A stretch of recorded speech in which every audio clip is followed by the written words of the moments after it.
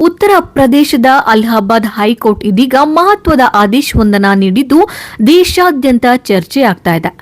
ತೀರ್ಪಿನ ಪ್ರಕಾರ ಹಿಂದೂ ಧರ್ಮದಿಂದ ಕ್ರೈಸ್ತ ಧರ್ಮಕ್ಕೆ ಅಥವಾ ಇತರೆ ಧರ್ಮಗಳಿಗೆ ಮತಾಂತರವಾದವರು ಎಸ್ಸಿ/ಎಸ್ಟಿ ಕಾಯ್ದೆಯಡಿಯಲ್ಲಿ ಯಾವುದೇ ಮೀಸಲಾತಿ ಸೌಲಭ್ಯವನ್ನು ಪಡೆಯಲು ಅರ್ಹರಲ್ಲ.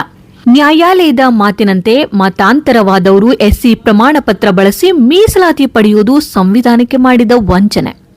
ಈ ಹಿನ್ನೆಲೆಯಲ್ಲಿ ನ್ಯಾಯಾಲಯವು ಎಲ್ಲಾ ಜಿಲ್ಲಾಧಿಕಾರಿಗಳಿಗೆ ಮಹತ್ವದ ಸೂಚನೆಯೊಂದನ್ನು ನೀಡಿದೆ. ರಾಜ್ಯದೊಳಗೆ ಮತಾಂತರವಾದವರಿಗೆ ಎಸ್ಸಿ/ಎಸ್ಟಿ ಒಬಿಸಿ ಪ್ರಮಾಣ ಪತ್ರದ ವೆರಿಫಿಕೇಶನ್ ಮಾಡಬೇಕು. ಕಳೆದ ಕೆಲವು ವರ್ಷಗಳಿಂದ ನಡೆದಿರುವ ತಪ್ಪು ಬಳಸುವಿಕೆ ಅಂದರೆ ಮಿಸ್ಯೂಸ್ ಪ್ರಕರಣಗಳನ್ನು ಪರಿಶೀಲಿಸಬೇಕು. 4 ತಿಂಗಳ ಒಳಗೆ ವರದಿಯನ್ನ ಸಲ್ಲಿಸುವಂತೆ ಸೂಚಿಸಲಾಗಿದೆ. ನ್ಯಾಯಾಲಯ ತನ್ನ ತೀರ್ಪಿನಲ್ಲಿ ಸ್ಪಷ್ಟಪಡಿಸಿದೆ, ಎಸ್ಸಿ ಮೀಸಲಾತಿ ಎಂಬುದು ಜಾತ್ಯಾಧಾರಿತ ಐತಿಹಾಸಿಕ ಸಂಕಷ್ಟಗಳನ್ನು ಎದುರಿಸಿದ ಸಮುದಾಯಗಳಿಗೆ ನೀಡಿರುವ ಸಾಂವಿಧಾನಿಕ ರಕ್ಷಣೆಯಾಗಿದೆ. ಮತಾಂತರವಾದ ಬಳಿಕ ಕಾಸ್ಟ್ ಐಡೆಂಟಿಟಿ ಅಂದರೆ ಜಾತಿ ಗುರುತು ಮುಂದುವರಿಸುವಂತಿಲ್ಲ. ಆದ್ದರಿಂದ ಎಸ್ಸಿ ಹಕ್ಕುಗಳನ್ನು ಪಡೆಯಲು ಸಾಧ್ಯವಿಲ್ಲ. ಈ ತೀರ್ಪಿಗೆ ಕಾರಣವಾದ ಪ್ರಕರಣದಲ್ಲಿ ಒಬ್ಬ ವ್ಯಕ್ತಿ ಕ್ರೈಸ್ತ ಧರ್ಮಕ್ಕೆ ಮತಾಂತರವಾಗಿ ಪಾದ್ರಿ ಆಗಿದ್ದ.